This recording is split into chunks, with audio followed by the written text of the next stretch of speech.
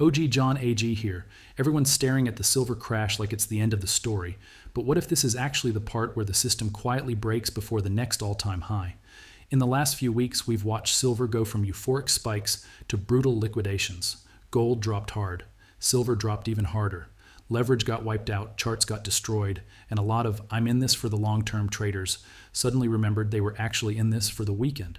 Tonight, I'm going to walk you through a completely different way to look at what just happened, why the crash is not the end of silver, how the paper market and physical market are pulling apart, why silver is quietly leaving the West and flowing east, how industrial demand is locking in a structural deficit, and 3 possible endgames this setup is pointing toward. If you're new here, quick reminder, I don't sell courses, I don't sell signals. I don't run a VIP group, and I will never DM you for money. I am only on YouTube. This channel, John AG here, with me, OG John AG. If you see my name somewhere else trying to sell you anything, it's not me. If you want real breakdowns of silver that go deeper than number go up, number go down, hit subscribe, tap like, and drop "not over" in the comments so I know you understand. This crash is not the final chapter. Let's start with the part that hurt the most. Segment 1, the crash. What actually happened? Over a very short window, silver didn't just pull back, it fell off a cliff. We saw gold sell off hard, silver drop more than gold, in classic high beta fashion, leverage traders getting hunted, liquidated, and forced out. On the chart, it looks like a disaster. Huge red candles, broken trend lines, sentiment flipping from "to the moon" to "it's over," basically overnight, but that's only the surface. Underneath, something else has been happening. Paper contracts, futures, options, synthetic exposure are unwinding. Physical demand, people actually taking metal off the market, has not vanished with the same intensity. That's the key. The crash exposed the fragility of the paper market, not the death of silver itself. Segment 2, paper versus physical. 2 different realities.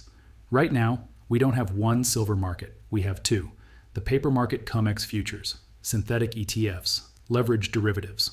This is where prices crash fastest because margin calls don't care about your feelings. The physical market coins, bars, industrial offtake. This is slower, stickier, and much more sensitive to real-world scarcity than to intraday candles. In the crash, futures positions got nuked, over-leveraged longs got flushed, but physical premiums in many places did not collapse the way spot did. That's the tell. When the paper price is screaming panic and the physical market is saying we're still tight, you don't have a commodity that's dying. You have a pricing mechanism that's breaking. The system isn't built for structural deficits, massive industrial demand, and a public that constantly questions fiat money. So it does what it always does. It leans on paper, it spikes margins, it forces positions out, and it tries to reset the game. But the underlying physical reality doesn't reset that easily. Segment 3, East versus West, where the metal is really going. Another piece of this story is geographic, where the silver actually ends up. Over the last few years, more and more metal has been flowing, out of Western vaults, into Eastern hands, Asia, BRICS-aligned countries, industrial hubs tied into solar, electronics, and strategic stockpiling. That's where a lot of the real ounces are moving. The pattern looks like this. Western markets focus on price and leverage. Eastern buyers focus on tons and control. The crash in paper price? That doesn't scare a refinery or a strategic buyer who wants metal, not a trading account flex. If anything, lower paper prices. Short-term fear-forced liquidations make it easier for those players to quietly accumulate. That's why I keep saying, the crash is not the end. It's part of a transfer, not just of wealth, but of metal, from weak hands to strong hands, from west to east. Segment 4, industrial demand. Silver is not just a shiny rock. Now here's where things get serious. Silver is not just poor man's gold anymore. It's industrial infrastructure. Look at where demand is coming from. Solar panels. Silver is critical in photovoltaics, electric vehicles, electronics, connectors, battery systems, electronics and AI, servers, data centers, high-end circuitry.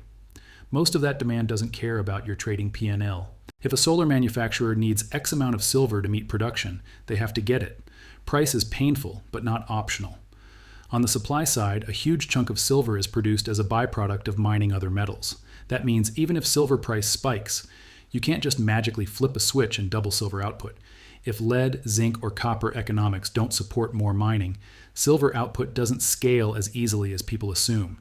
That's what we mean by structural deficit. Annual demand running ahead of what the system can painlessly supply year after year. In that context, a crash in the paper price is not silver dying. It's a leveraged system violently trying to reprice risk in a metal the world cannot simply abandon. Segment 5. Why crashes happen in bull markets. Another thing people forget. The most violent crashes often occur inside bull markets, not bear markets. In a true dead market, nobody cares. Volume dries up. Volatility disappears. Price just drifts lower in boredom. That is not what silver is doing. We've had massive spikes, short squeezes record attention, violent liquidations. That's classic over-leveraged bull market behavior. Too many people on one side of the boat, too much leverage, too much emotion. The system clears it the only way it knows how. Margin hikes, forced selling pain. And then, the underlying structural forces, deficits, industrial need, currency debasement, are still there. Once the smoke clears, they start to matter again. So when people say, the crash proves silver is dead, I look at the context and say, no. The crash proves silver is too important to be left purely to retail euphoria and over-levered futures. Segment 6. 3 possible endgame paths. Let's talk about where this could go. Nobody knows the exact path, but the setup points toward 3 broad possibilities. 1. The liquidity trap scenario. In this version, spot price stays controlled on paper. Premiums in physical blowout. You see crazy spreads between futures price retail, coin, bar price, real bulk offtake deals.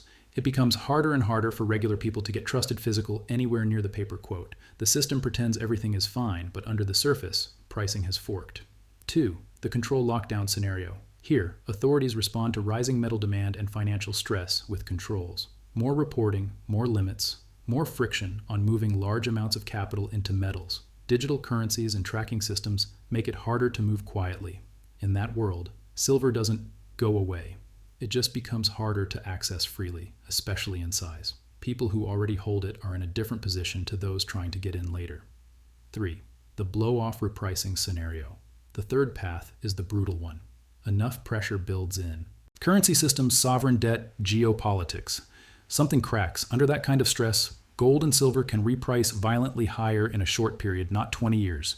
You get parabolic moves, massive panic bids, broken charts, and then a new much higher normal. This is the scenario everyone fantasizes about. Silver $200, $250, whatever your number is. But here's the twist. If it happens, most people won't be positioned calmly. They'll be chasing it in maximum fear, not collecting it in quiet times. Segment 7. What this crash really tells you. So what is this latest crash actually saying? It's not saying silver is dead. It's saying the leverage and plumbing behind silver trading are fragile. It's saying the system can crash price faster than underlying reality can change. The metal is still critical, but the pricing infrastructure is sick.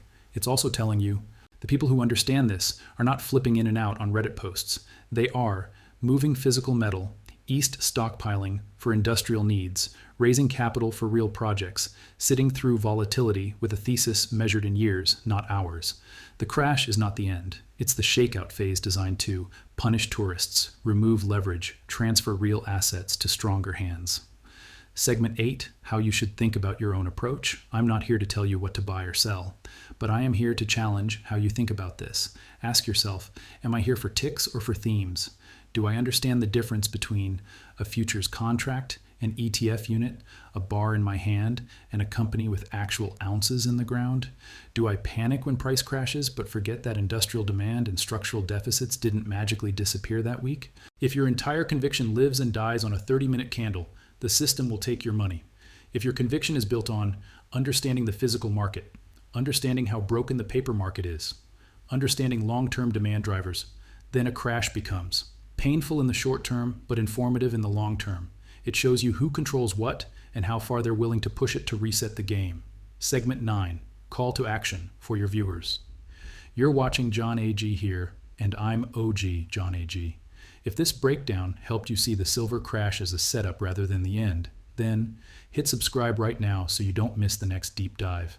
Smash like so this kind of content actually competes with the hype and noise. Drop a comment with "not over" if you believe the silver story is still in the middle chapters, not the last page. And tell me which part of this breakdown hit you the hardest. Paper versus physical, east versus west. Industrial demand, or the 3 endgame paths. We're going to keep tracking the cracks in the system, the flow of real metal, and the signals that the next phase is about to start. Segment 10, 3 key messages and we're out. Let me leave you with 3 straight points. Number 1, the silver crash was brutal, but it took place in the paper market first. Futures, leverage, synthetic exposure, not in a world where physical suddenly became useless. The structural drivers behind silver didn't vanish when the chart turned red. Number 2, the real story is the disconnect. Between paper and physical, between West and East, between traders looking at screens and players moving tons of metal and building out industrial supply chains. Crashes in that environment aren't endings, they're transfer events. Number 3, the path ahead is messy, but it rhymes with 3 ideas: liquidity gaps and premium blowouts, increasing controls and friction. Or eventually, a violent repricing when the system can't stretch any further. You don't need to predict which exact branch we take tomorrow. You need to understand why the system is stressed in the first place, and position yourself with knowledge, not just hope. I'm OG John AG. This is John AG here on YouTube. If you're staying for the next phase of this silver story, hit subscribe, drop "not over" in the comments, and tell me where you think silver ends this decade. We're not done, not even close.